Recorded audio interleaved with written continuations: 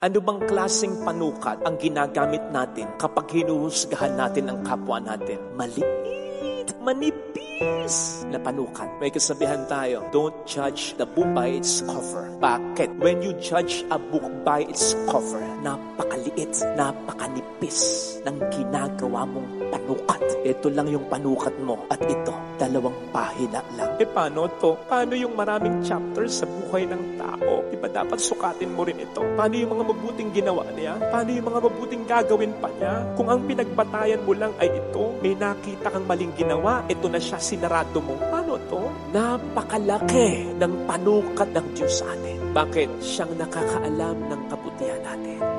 Lahat ng kabutihan natin, kahit pa yan ay natatabunan ng kasalanan natin. Napakarami pa nating kabutihan pwedeng gawin. Alam ng Diyos yan. Hindi ka naman niya patuloy na bubuhayin kahit makasalanan ka kung wala ka nang gagawing mabuti.